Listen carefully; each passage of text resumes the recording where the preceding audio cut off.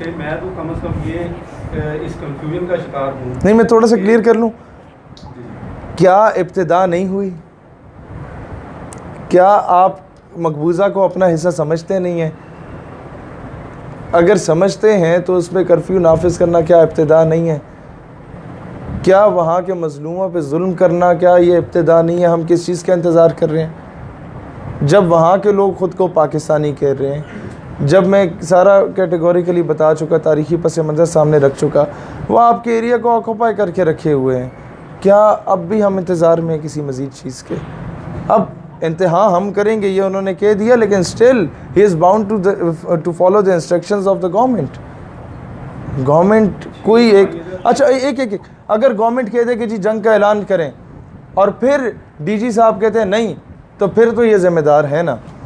लेकिन अगर गवर्नमेंट वैसे ही माजरत ख़वाना रवैया इख्तियार करे तो हम खामा में मलबा किसी और पे सारा तो नहीं गिराया जा सकता।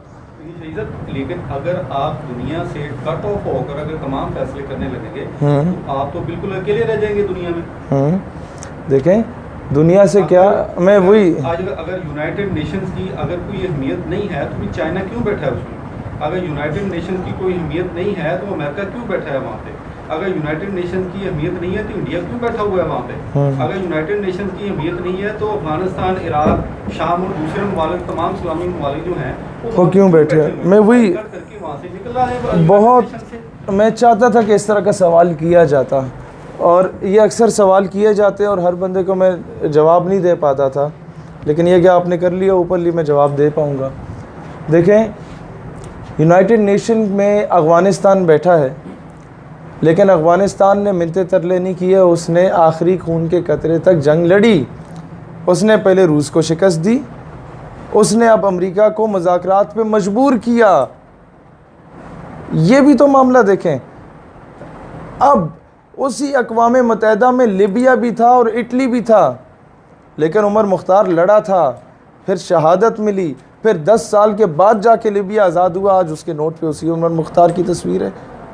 अक़वाम देखें हमें तस्लीम कर, अफगानिस्तान के ऊपर तो अमेरिका ने जंग मुसल्लत की थी, तो हमारे मैं यही तो अर्ज कर रहा हूँ। आप क्या समझते हैं कि अगर पाकिस्तान के ऊपर जंग मुसल्लत की जाती है तो हमारी जो कौमी सलामती के इदारे हैं, फौज है या सिविलियन आर्मी है, क्या वो इस काबिल नहीं है कि वो अपने आप को अपना defence? Sir they are more than capable. इसलिए बनाया है कि वो सिर्फ उसके साथ खेलने के लिए और एटम बम करने के लिए। सर वही तो, यही तो मुझे दुख है कि हमारी सिविल गवर्नमेंट ये बार बार कहती है कोलेटरल डैमेज, एटॉमिक वॉर हो जाएगी, ये हो जाएगा। ये स्टेटमेंट्स नहीं देनी चाहिए, नंबर 1। नंबर 2 बात ये है कि आपको कैपेबिलिटी पे कोई शक नहीं होना चाहिए अपने इदारों के, ना मुझे है। और मैं हमेशा, मेरा ख्याल है इतना DG ISPR फ़ौज को नहीं डिफेंड करता होगा जितना मैंने किया हमेशा। बात ये सर, क्वेश्चन ये है कि क्या जंग मुसल्लत हुई है या नहीं हुई? क्या आपके इलाके पे दुश्मन घुस जाए और आप क्या नहीं जी जंग मुसल्लत नहीं हुई, वो उस कमरे में घुसा है, इस कमरे में आए तो मैं देखूंगा? बार बार ऐसी स्टेटमेंट्स देना कि जी आज़ाद कश्मीर पे इंडिया आया तो फिर मैं देखूंगा, क्या मकबूजा हमारा नहीं है?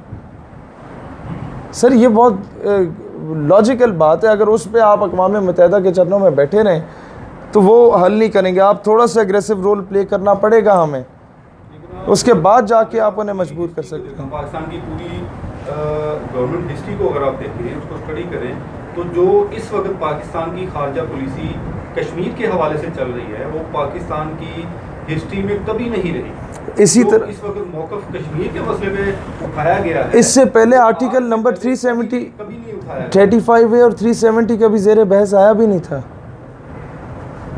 इंडिया ने जबरी तसल्लुत पहले किया भी नहीं था, इंडिया भी इसे मुतनाज़ा हिस्सा मानता था। इंडिया ने लद्दाख को अलग पहले भी नहीं किया था। इंडिया जम्मू और कश्मीर को एक डिस्प्यूटेड टेरिटरी तस्लीम करता था। इंडिया मानता था कि अक़वाम मुत्तहिदा की करारदादें ही इसका हल है। क्या इंडिया अब मानता है? वो तो बहुत देर से अक़वाम मुत्तहिदा की करारदादों को कश्मीर के हवाले से डिनाई कर रहा है। अभी उसने कैटेगोरिकली पहले वो स्टेटमेंट आ गई सर वो 1948 हाँ वो गलत है। कब आई स्टेटमेंट? इस सर इस गवर्नमेंट में, वही तो मैं अर्ज कर रहा हूँ, इसी गवर्नमेंट में तो वो आई स्टेटमेंट। क्या इस 1 साल में आई ना ये स्टेटमेंट? सर यही तो बात है।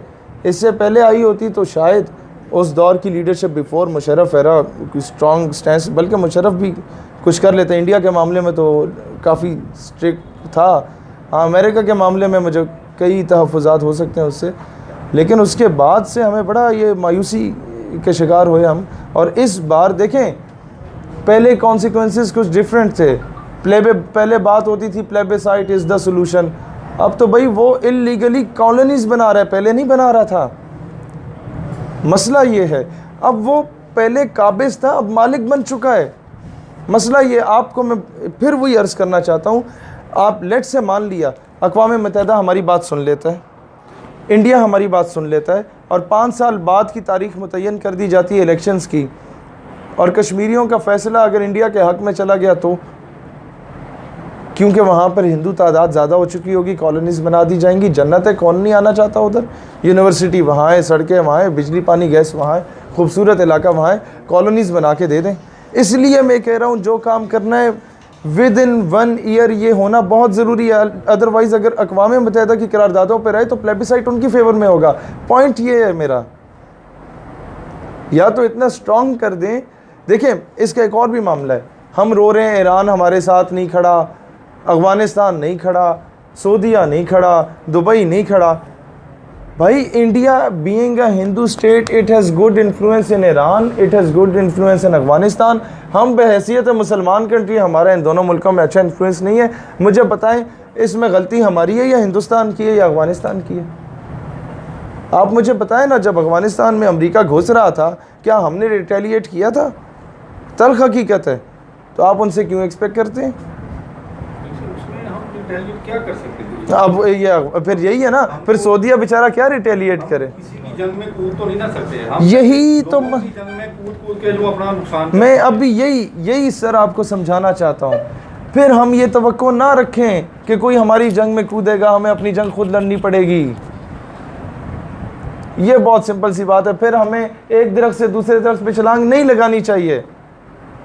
ये तो आपने जवाब खुद दे दिया अपनी बात का। Any other? शहीद भाई ये बताएं, जिस पीक पर इस वक्त पहुंच चुका है मसला कश्मीर, जिस तरह से इस बार हाईलाइट हो चुका है, दुनिया भर में आवाज़ें उठ रही हैं, तो ये मुस्बत पॉजिटिव हम कह नहीं सकते पहलू है हुकूमत का?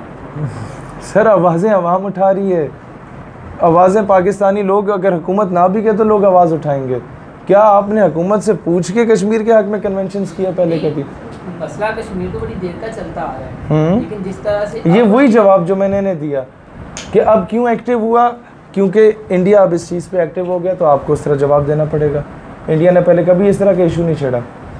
इंडिया ने कभी जाके उस पर जबरी ये 370 वाला मामला, ये 35A वाला मामला नहीं किया। ये अभी हुआ है तो उसके बाद एहतजाज करके आवाम को भी तो राज़ी करना है ना भाई। कि आवाम ये ना कहे कि जी आप कहाँ से हैं, किस तरह आए हैं, कौन लाया आपको। आवाम को भी ज़ाहिर है अभी घास तो नहीं खाती। ATI का आपको क्या मौक़िफ़ है कश्मीर कॉज के हवाले से? इसमें देखें, ATI की क़यादत बेहतर बता सकती है। मैं बहैसियत कारकुन, एक अदना सा जो है वो वर्कर अंजुमन तलबा इस्लाम का, मैं ये कह सकता हूँ कि अंजुमन तलबा इस्लाम ने, जब इंडिया ने कहा था कि हम 72 घंटों में पाकिस्तान पे धावा बोल देंगे, मुंबई अटैक्स के बाद ये स्टेटमेंट था, तो उस वक़्त ATI के प्लेटफॉर्म से हमारे मरकज़ी क़यादत ने हज़ारा यूनिवर्सिटी एबटाबाद में ऐलान किया था कि हम 1 लाख रज़ाकार अफ़वाज पाकिस्तान को देने को तैयार हैं। तो अब तो ये तादाद बहुत बढ़ चुकी है। अब तो हम लोगों ने तमाम तलबा तंजीमों को ऑन बोर्ड लिया है। 1 लाख रज़ाकार तो सिर्फ़ कारकुनान की सूरत में। कौम, एक बात टू बी वेरी फ्रैंक, अफ़वाज की तादाद 22 करोड़ है।